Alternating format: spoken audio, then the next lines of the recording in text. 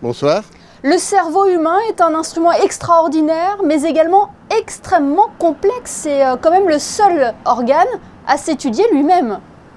Oui, alors effectivement, pour donner quelques chiffres, le cerveau humain contient à peu près 80 milliards de neurones, donc les cellules qui traitent l'information, et aussi, on le connaît moins, on le sait moins, 100 milliards de cellules non neuronales qu'on appelle la glie et dont on n'a pas vraiment bien compris la fonction pendant longtemps, mais qu'on découvre comme étant des partenaires essentiels pour les neurones. Donc c'est quand même, on parle de 80 milliards de neurones, 100 milliards de cellules gliales, et imaginez que chaque neurone est connecté à 10 000 autres.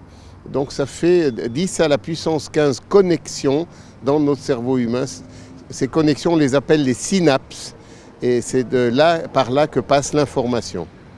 Voilà, ça c'était pour contextualiser un petit peu notre cerveau. Vous êtes donc intervenu lors de cette conférence au Grimaldi Forum, l'homme cérébral, qui avait pour thème fiction ou réalité. Est-ce que les deux sont compatibles, professeur ?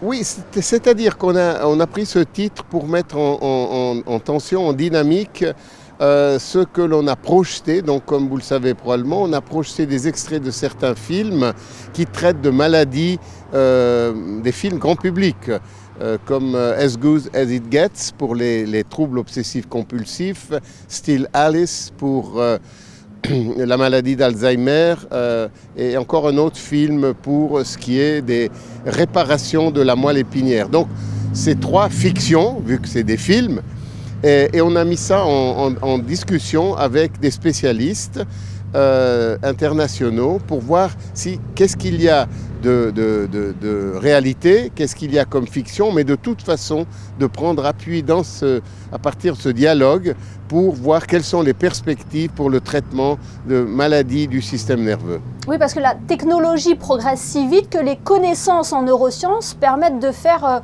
ce que l'on veut de notre cerveau, hein. Oui, c'est ça. En fait, nos connaissances augmentent, mais il faut rester modeste. On s'accorde à dire qu'aujourd'hui, on connaît au mieux 10% de tout ce qu'on devrait connaître sur le cerveau. Donc, vous voyez, on doit se débrouiller avec ça pour essayer de traiter des maladies. Du côté des médicaments, il y a eu des progrès, par exemple le développement de médicaments pour la sclérose en plaques, pour l'épilepsie, mais force est de constater qu'il y a encore beaucoup à faire, par exemple pour les maladies neurodégénératives comme la maladie d'Alzheimer, la maladie de Parkinson et autres. Ce que l'on avance, là où on voit des avancées assez spectaculaires dans certains cas, c'est dans l'utilisation de ce qu'on appelle de la neurotechnologie. C'est-à-dire plutôt que des médicaments, de venir avec par exemple des stimulations électriques très ciblées dans certaines régions du cerveau pour compenser les défaillances.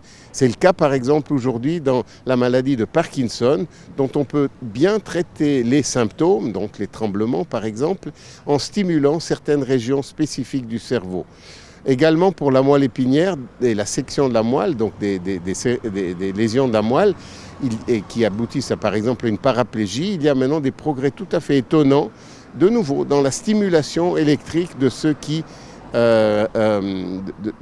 reste de la moelle en dessous de la lésion.